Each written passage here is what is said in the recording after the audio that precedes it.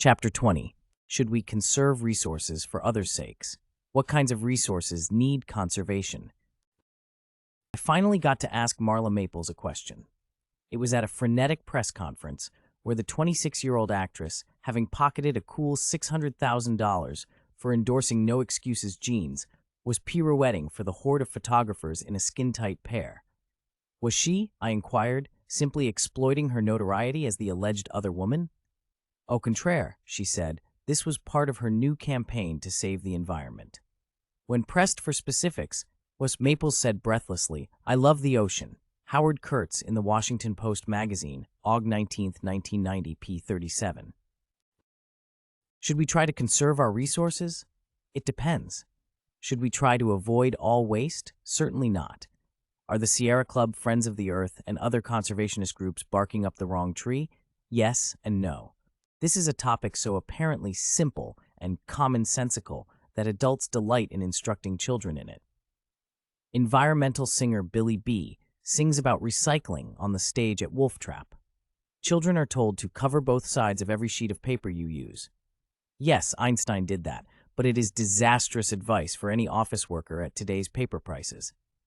They are instructed to encourage your family to take part in your community's recycling program, implying that the author of the article is prepared to have children induce guilt in parents she does not know, with needs she cannot discern, for the sake of her own values. That is the sort of social relationships that recycling programs engender. More about this in the next chapter. The kids get the message too well.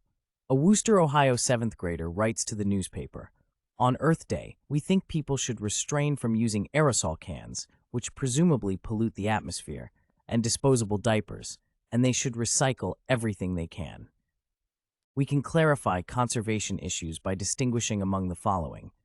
1. Unique resources, which are one of a kind or close to it, and which we value for aesthetic purposes. Examples include the Mona Lisa, an Arthur Rubinstein concert, or a Michael Jordan basketball game, and some species of animals.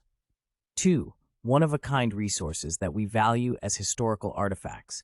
Examples include the original U.S. Declaration of Independence and the Dead Sea Scrolls, Abraham Lincoln's first log cabin, if it exists, and perhaps the Mona Lisa. 3. Resources that can be reproduced or recycled or substituted for, and that we value for their material uses. Examples include wood pulp, trees, copper, oil, and food. Categories 1 and 2 are truly non-renewable resources, but contrary to common belief, Category 3 resources, including oil, are all renewable. This chapter deals mainly with resources in Category 3, those we value primarily for their uses. These are the resources whose quantities we can positively influence. That is, these are the resources for which we can calculate whether it is cheaper to conserve them for future use or use them now and obtain the services that they provide us in some other way in the future. The benefits we get from the resources in the other categories, the Mona Lisa or Lincoln's log cabin, cannot be adequately replaced, and hence the economist cannot determine whether conservation is economically worthwhile. The value of a Mona Lisa or a disappearing breed of snail must be what we as a society collectively decide is the appropriate value, a decision upon which market prices may or may not shed some light. Conservation of resources and pollution often are opposite sides of the same coin. For example, waste newspapers are a pollution, but recycling them reduces the number of trees that are planted and grown. The costs and scarcities of resources in Category 3, mainly energy and extractive materials, are likely to decline continuously in the future, according to the analyses in chapters 1 to 3. But this chapter asks a different question: whether as individuals and as a society, we should try to use less of these materials than we are willing to pay for. That is, should we make social efforts to refrain from using these natural resources, and hence treat them differently from the consumption of pencils, haircuts, and hula hoops for reasons other than their costs? The broad answer is that, apart from considerations of national security and international bargaining power, there is no economic rationale for special efforts to avoid using the resources. Conservationists perform a valuable service when they alert us to dangers threatening humanity's unique treasures, and when they remind us of the values of these treasures to ourselves and to coming generations. But when they move from this role and suggest that government should intervene to conserve pulp trees or deer beyond what individuals are willing to pay to set aside the trees or the deer's habitat, they are either expressing their own personal aesthetic tastes and religious values, or else they are talking misguided nonsense. When the Conservation Trust in Great Britain puts "reuse paper, save trees" on an envelope, it is simply talking trash. The paper comes from trees that are planted in order to make envelopes. And when some famous conservationist tells us that there should be fewer people so that it is easier for him or her to find a deserted stretch of beach or mountain range or forest, she or he is simply saying, "Gimme." That is, I enjoy it and I don't want to share it. In Chapter 29, we shall see how population growth paradoxically leads to more wilderness, however, rather than less. Thinking straight about conservation issues is particularly difficult because we must do what we human beings desperately resist doing: face up to the fact that we cannot have it both ways. We cannot both eat the pie and continue to look at it with pleasure. Grappling with such trade-offs is the essence of microeconomic theory.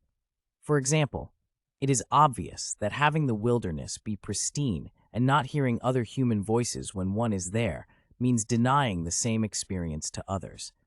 Many who in principle would like others to be able to have that experience, as well as themselves, do not face up to that inevitability.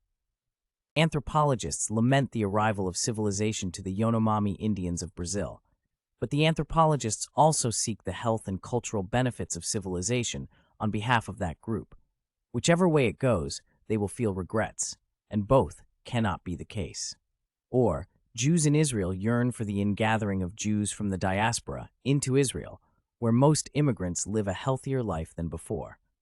But when the Jews of Yemen leave their ancient home, Israeli Jews lament the passing of the 2,500-year-old Yemenite community, despite the present miserable state of that community.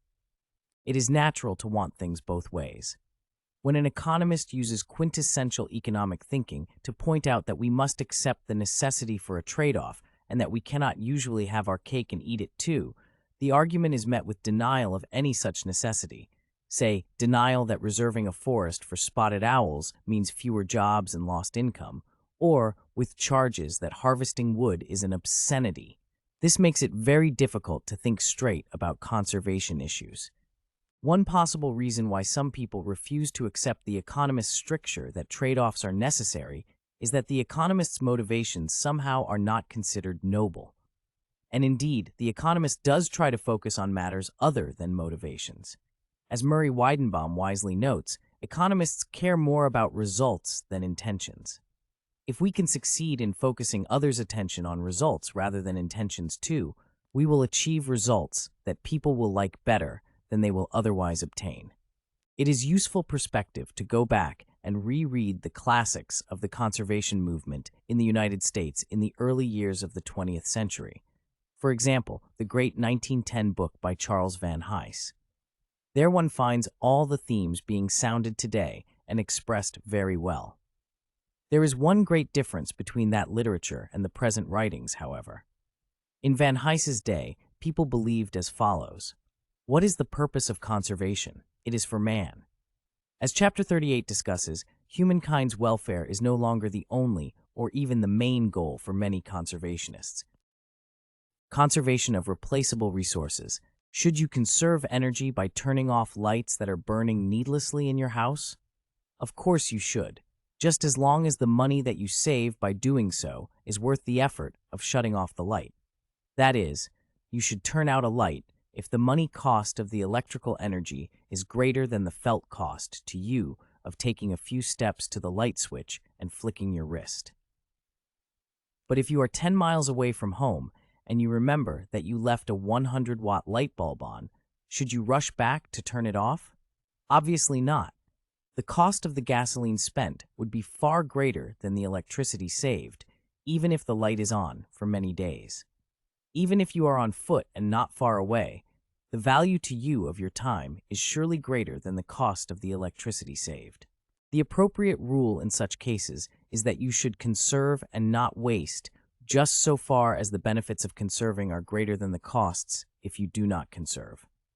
That is, it is rational for us to avoid waste if the value to us of the resource saved is more than the cost to us of achieving the saving, a matter of pocketbook economics, and the community does not benefit if you do otherwise. Ought you save old newspapers rather than throw them away?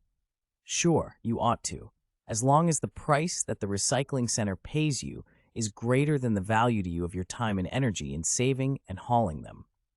But if you, or your community, must pay someone more to have paper taken away for recycling than as trash, there is no sound reason to recycle paper. Recycling does not save trees. It may keep some particular trees from being cut down, but those trees never would have lived if there were no demand for new paper. No one would have bothered to plant them, and more new trees will be planted and grown in their place after they are cut. So, unless the very act of a saw being applied to a tree makes you unhappy, there is no reason to recycle paper nowadays. Human beings produce the living raw materials that we value, as long as the economic system encourages it. As Henry George said a century ago, an increase in the population of chicken hawks leads to fewer chickens, but an increase in the population of humans leads to more chickens. Or as Fred Lee Smith, Jr. put it, there is a choice between the way bison and beef cattle were treated in the U.S. in the 19th century. The bison were public property and the cattle were private, so the bison were killed off and the cattle throve. Consider elephants. If people can personally benefit from protecting elephants and then selling their ivory and the opportunity to hunt them, the elephant population will grow in that place, as is the case now in Zimbabwe, Botswana, and some other southern African countries, where ownership belongs to regional tribal councils. In Kenya, the elephant population had grown so large by 1993 that officials were administering contraceptive injections to combat elephant overpopulation. But where no one has a stake in the welfare of the elephants because they are owned only by the public at large, a ban on the sale of ivory will not prevent the elephant herds from being slaughtered and the size of the herds decreasing, as is the case now in Kenya and elsewhere in East and Central Africa. Indeed, a ban raises the price of ivory and makes elephants even more attractive targets for poachers. There is much confusion between physical conservation and economic conservation. For example, some writers urge us not to flush our toilets each time we use them, but rather to use other rules of thumb that delicacy suggests not be mentioned here. The aim is to save water. But almost all of us would rather pay the cost of obtaining the additional water from groundwater supplies or from cleaning the water.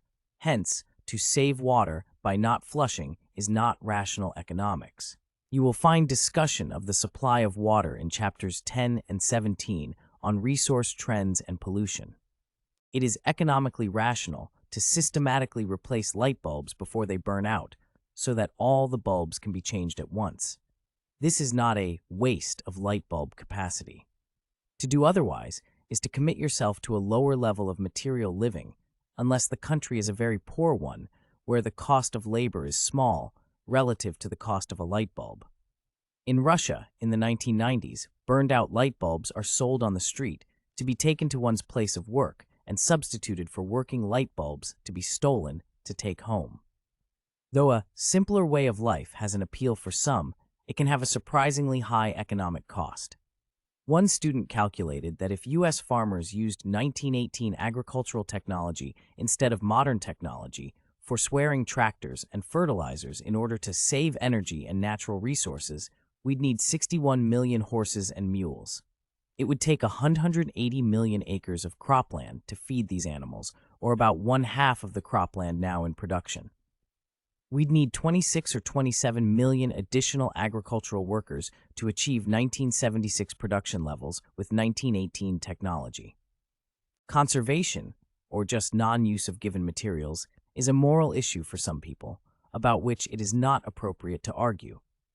Todd Putnam, founder of National Boycott News, will not wear leather shoes because that would be cruel to animals.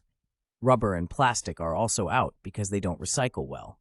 But there is no more economic warrant for coercing recycling than for coercing other sorts of personal behavior that are moral issues for some, whether people should eat high-fat diets, or pray 3 times a day, or tell ethnic jokes. Coercion to conserve is not a joke, though it may seem to be. The community adjoining the one in which I live has an environmental television program. On a typical show, the theme music is from the crime program Miami Vice, and the narrator warns that a recycling violation is in progress at that moment somewhere in the community. Because conservation of ordinary resources confers no economic benefits upon the community, each case should be evaluated just as are other private decisions about production and consumption. Misunderstanding on this point leads to foolish suggestions and actions which, though they may have expressive value for some of us, accomplish nothing and may even have harmful effects for others. For example, there will be no discernible improvement in the food supply of people in poor countries if you do not eat meat. In fact, the opposite may be true. Heavy meat eating in the U.S. stimulates grain planting and harvesting in order to feed cattle. This increased capacity represents an increased ability to handle an unexpected massive need for food. As D. Gale Johnson put it, suppose that the United States and the other industrial countries had held their direct and indirect per capita use of grain to half of the actual levels for the past several decades. Would this have made more food available to India or Pakistan in 1973 and 1974? The answer is clearly no. The United States and the other industrial countries as well would have produced much less grain than has been produced. Reserve stocks would have been much smaller than they have been. If U.S. grain production in 1972 had been 125 million metric tons instead of 200 million or more, it would not have been politically possible to have had 70 million metric tons of grain reserves. If the industrial countries had had much lower total grain consumption in the past, the institutions required to handle the grain exports to the developing countries in the mid-1960s or in 1972-73 and 1973-74 would not have been able to do so. International trade in grains would have virtually disappeared. Nor would the research have been done that led to production breakthroughs if industrial countries had consumed less. Yet many laypersons, and even some people considered experts by the media, and therefore by government agencies, espouse the obvious, though incorrect, short-run view that if we consume less, others in need will have more. Testifying before Congress, Lester Brown, whose forecasts about food and other resources have been more consistently wrong over the years than almost anyone else's, and whose views are at variance with the entire profession of agricultural economics, see, for example, Chapter 7 and Figure 7.2, said that it might be wise to reduce consumption of meat a few pounds per capita within affluent, overnourished societies such as the United States. And laypersons say, millions of people are dying. It sickens me to think of the money spent in America on food that is unnecessary for our basic nutritional needs. Would a sacrifice be so difficult? And we serve tens of millions of pets vast quantities of food that could be used to feed millions of starving people in Asia, Africa, and Latin America if we would only practice birth control for our pets. Would it be sound charity to eat less or cheaper food and send the money saved to poor countries? It would indeed be kind for each of us to send money.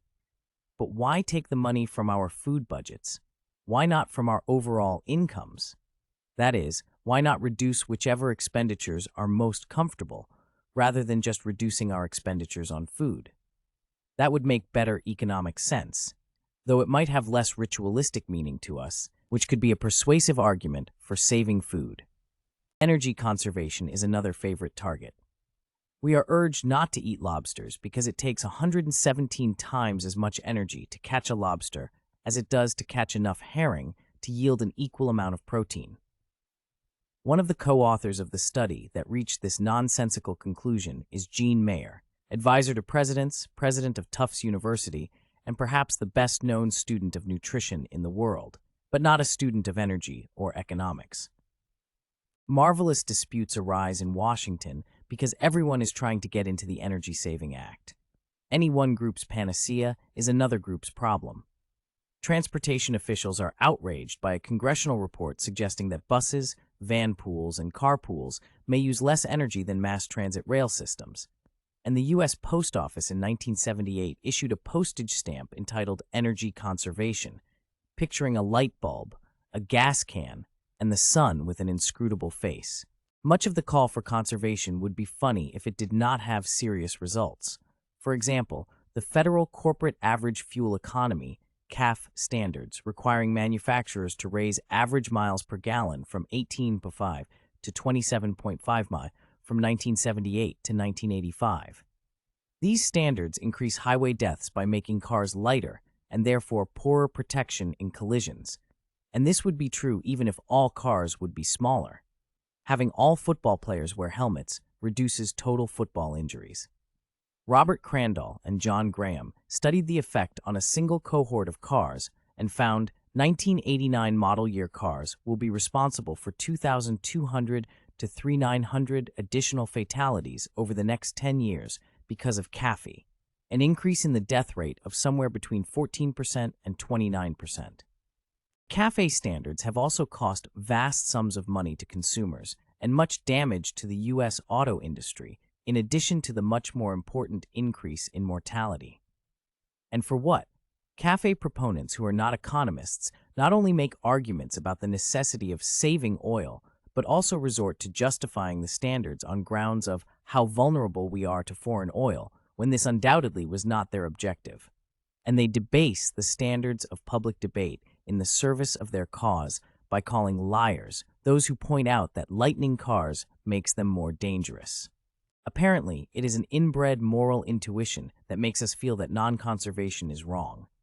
Bishop Edward O'Rourke, head of the Peoria Diocese of the Catholic Church, and Bruce Hannon, environmentalist and energy researcher in the UI Center for Advanced Computation, attempted to raise the level of consciousness of church leaders and lay members.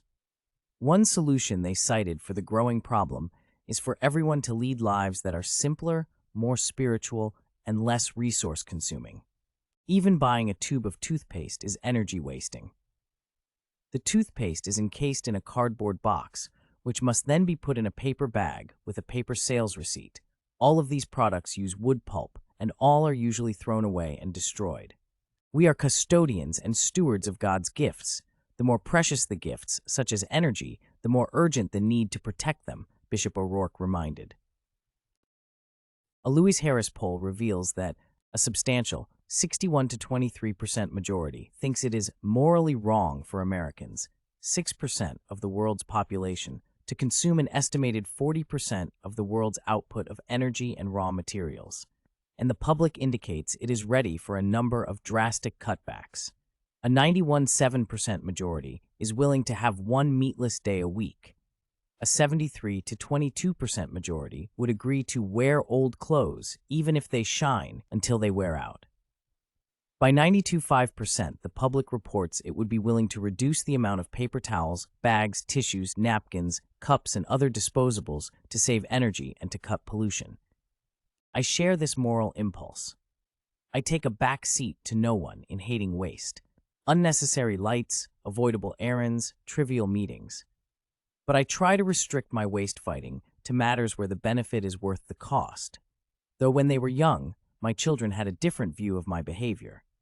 I try to remember not to waste more additional valuable resources in fighting the original waste than the original waste is worth. And most important, I do not want to legally impose my moral impulse on other people who do not share it. This anecdote teaches about the role of conservation in the modern world. During the 1970s, I found that the replaceable nibs for the ink pens I wrote with were no longer being sold. Because those nibs, and the pen into which they fitted, were more enjoyable than anything else I had found to write with, I got worried that I might run out sometime, costing me efficiency and pleasure. I therefore went around to all the offices in my college and collected the old nibs, which were tucked away in the backs of the storeroom. No one else continued to use them. I congratulated myself on being set for life.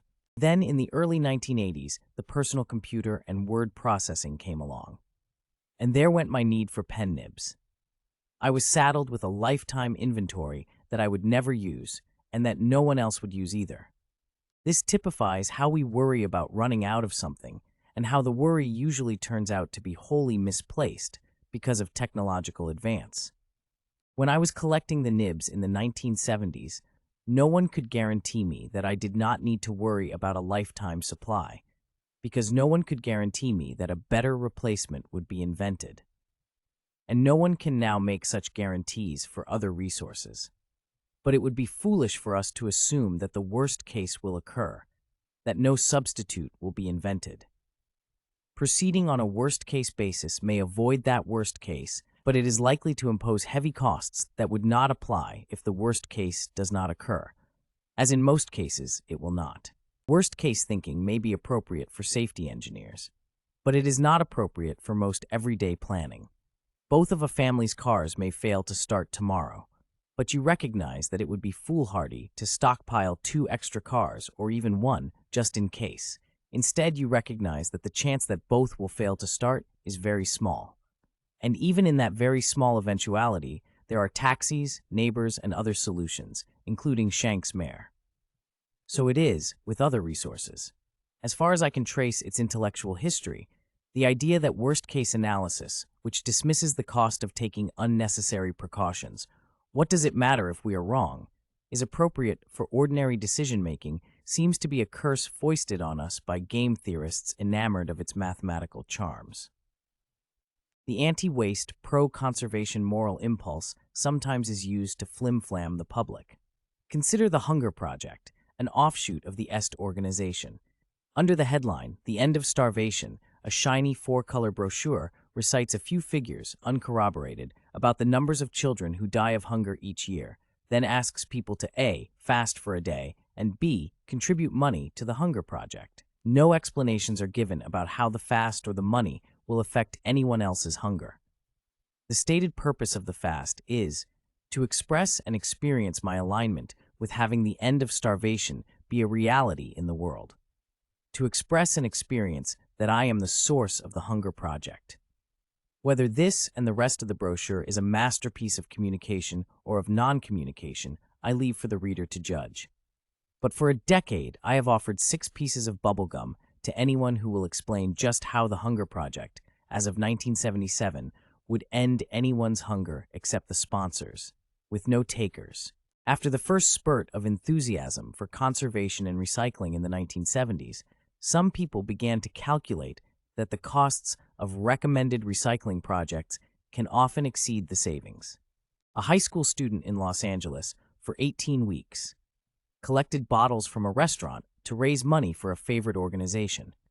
At the end of that time, he had collected 10,180 pounds of glass, driven 817 miles, consumed 54 gallons of gas, and used up 153 man-hours of work. It is difficult to estimate the amount of pollution his car threw into the air. Why do conservationists think people must be pressured to conserve more than what they naturally would? Apparently, the conservationists do not believe that consumers will react rationally to changes in resource availabilities and prices.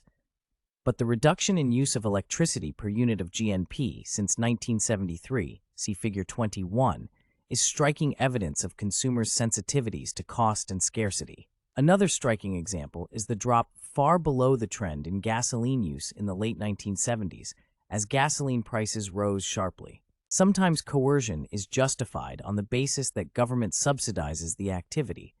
For example, the wetland law prevents farmers in, say, North Dakota from draining low spots on their land, even though some of these spots sometimes are dry all year, because they can sometimes be a haven for migratory birds.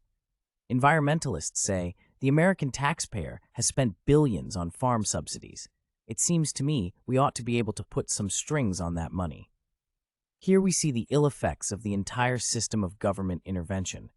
The original subsidies induce farmers to produce too much, leading to government stockpile programs which eventually release food and depress prices in less developed countries, which destroys agriculture in those countries. The overproduction may also lead to the cropping of land, which would be better left in other uses. Then the farmers become dependent upon the subsidies and are forced to comply with other regulations, which in themselves may be economically counterproductive, such as idling land or using inefficient cropping practices, lest they lose their subsidies. And perhaps most insidious in the long run Individual actions become subject to politics and decisions by groups of outsiders who have no economic stake in the operation, rather than subject to purely economic calculation based on the market. Conservation of animals or people.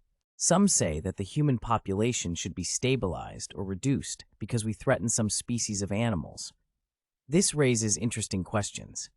If we assume there is a trade-off between more people and more of species X, then which species should we favor?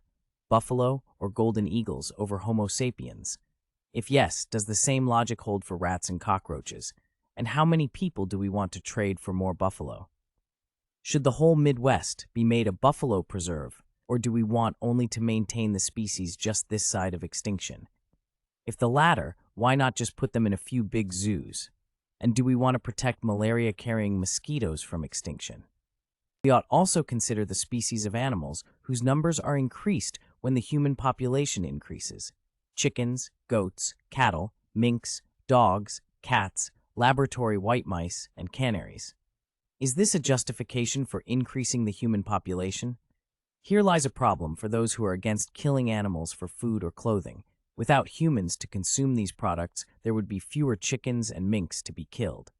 Which way does one prefer to have it from the viewpoint of animal welfare? My point, where costs do not settle the issue, the decision about what is conserved and how much is a matter of tastes and values. Once we recognize this, the arguments are easier to resolve.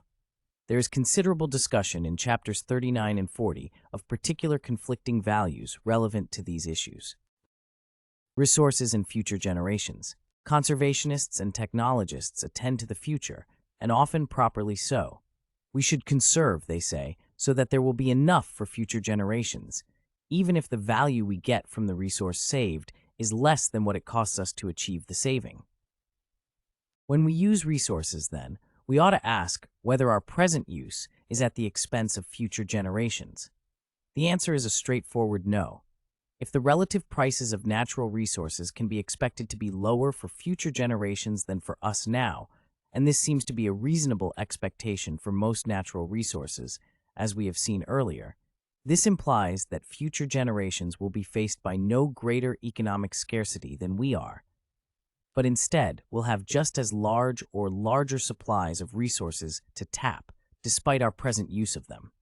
Hence, our present use of resources, considered in sum, has little if any negative effect upon future generations, and our descendants may well be better off if we use the resources in question right now to build a higher standard of living instead of refraining from their use. So, we need make no ethical judgments with respect to leaving resources to our descendants. Furthermore, the market protects against overuse of materials that may become scarcer in the future. The current price of a material reflects expected future supply and demand, as well as current conditions, and therefore current prices make an automatic allowance for future generations. If there is a reasonable basis to expect prices to rise in the future, investors will now buy up oil wells, coal mines, and copper mining companies. Such purchases raise the current prices of oil, coal, and copper, and discourage their use. Paradoxically, normal market speculation cannot prevent an unduly low rate of consumption, which would leave future generations with more reserves than they need, just the opposite of what conservationists worry about. But what if the investors are wrong, you may ask? In return, I ask you, are you prepared to believe that your understanding of the matter is better than that of speculators who study the facts full-time, who are aware of the information you are aware of, and who earn their livings by not being wrong when they invest their own money? The storage of fresh fruits throughout the year illustrates how markets and businesses ensure a year-long supply and prevent future scarcity. The example also shows how present price reflects future scarcity, and why it would not make sense to buy oranges in the summer to conserve for winter or for future years. Oranges are harvested in the spring and early summer in various countries such as Italy, Israel, Algeria, and Spain. Naturally, the price to consumers is cheapest at harvest time, but fruit dealers also buy at harvest time and store the fruit in warehouses for later sale. The price throughout the winter is roughly the cost at harvest plus the cost of storage, including the cost of the capital tied up in the oranges. The price in the winter, therefore, is not much higher than at harvest, and there is no reason for consumers to worry about scarcity at any time. The desire of merchants to make a profit by buying cheap at harvest and selling dear later ensures that prices will not rise precipitously at harvest time. And the competition of other merchants who have the same desire prevents them from pushing the price very high in the winter. Of course, any consumer who worries that winter prices will be unbearably high can pay the storage price by stockpiling oranges in the refrigerator. Likewise, these forces work to prevent scarcity or a rapid price run-up in natural resources.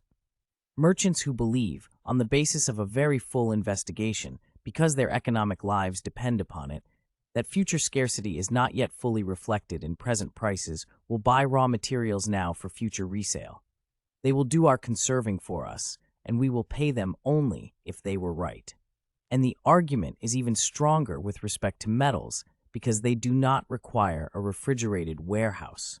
The fact that there will be another orange harvest next year does not make the orange situation different from the copper situation discussed earlier. New discoveries of copper and new technological developments in the mining and use of copper are also expected to occur, though the timing of the events is less certain with copper than with oranges. But that just means a wider market for merchant speculators. Hence, we need not worry that the needs of future generations are being injured by our present consumption patterns. And please notice that orange prices at harvest time and present copper prices, too, reflect expected population growth. If consumption is expected to rise due to increased population, merchants with good foresight will take that into account, and merchants with poor foresight do not remain in business for very long. If the economic situation were different than it is, if technology were fixed, and costs of resources were therefore expected to be higher in the future than now, indicating greater scarcity to come, it might be appropriate to make ethical judgments that would differ from the results of a free market. It might then be appropriate to worry that our consumption and fertility, if influenced only by market prices, might have such adverse effects on future generations that a prudent government might intervene to reduce present use of the mineral natural resources. But such intervention is not now necessary or appropriate because, as Harold Barnett and Chandler Morse put it, by devoting itself to improving the lot of the living, each generation transmits a more productive world to those who follow. It does so by accumulating real capital to increase current income, by adding to the stock of useful knowledge, by making its own generation healthier and better educated, and by improving economic institutions. This is why the standard of living has been rising with successive generations, which is the central fact in all discussions of conservation. Because we can expect future generations to be richer than we are, no matter what we do about resources, asking us to refrain from using resources now so that future generations can have them later is like asking the poor to make gifts to the rich. Resources and international rape. Is there need for ethical judgments to supersede market decisions when rich countries buy raw materials from poor countries? The idea that the rich countries rape the poor countries and pirate their bauxite, copper, and oil does not rest on a solid intellectual foundation. These resources have no value for home use in a country without a manufacturing industry. But when sold to an industrial country, the resources provide revenue that can aid in development. And in fact, this revenue may represent a poor country's very best chance of development. What if the exploiters actually stop buying? This is what happened in 1974 in Indonesia. Many of those Indonesians who took to the streets only 8 months ago to protest alleged Japanese exploitation of their natural resources are now beginning to complain that the Japanese are not exploiting them enough. Because of setbacks in their own economy, Japanese importing companies have had to cut their monthly purchases of 760,000 cubic yards of Indonesian timber by as much as 40%. As a result, Indonesian lumber prices have dropped some 60% and 30 firms have already gone bankrupt, causing widespread unemployment in timber-dependent areas.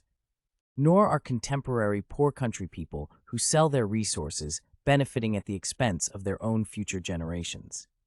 Saving the materials for the poor country's future population runs the grave risk that the resources will drop in relative value in the future, just as coal has become less valuable over the past century. A country that hoarded its coal starting 100 years ago, as so many then advised, would be a loser on all accounts. Please remember, too, that the U.S. and other rich countries export large amounts of primary products that poor countries need, especially food. The primary products that the poorer countries produce enable them to trade for the rich country's primary products, an exchange from which both parties gain. Of course, nothing in this paragraph suggests that the prices at which rich countries buy these resources from poor countries are fair prices. The terms of trade are indeed an ethical matter, but one that is likely to be resolved by the hard facts of supply, demand, market power, and political power. A public policy of conservation implicitly assumes that the true value of the good to be conserved is greater than its price to consumers. But in a well-operating free market, the price of a commodity reflects its full social cost. Hence, if an individual or firm refrains from using the product, even though its value to the firm or individual is greater than the market price, there is an economic loss without compensating benefit to anyone directly involved, except perhaps the producers of products that compete with the product being conserved. For example, saving old newspapers when their market value is far below the cost of your time and trouble to do so may make you feel good, but it lowers the overall productivity of the economy without any long-run benefit to the supply of timber. Nor is conservation needed to protect future generations in ordinary situations. Market forces and present prices take into account expected future developments, and thereby automatically conserve scarce resources for future consumption. Perhaps more important, present consumption stimulates production and thereby increases productivity, which benefits future generations. The use of newsprint today causes forests to be grown for future consumption and encourages research into how to grow and harvest trees. Only if you suffer pain for the tree itself when it is cut does it make sense for you to recycle newsprint. Nor does conservation by the rich benefit the poor, domestically or internationally. What the poor need is economic growth. And economic growth means using the world's resources of minerals, fuels, capital, manpower, and land. There can be no return to Walden Pond without mass poverty.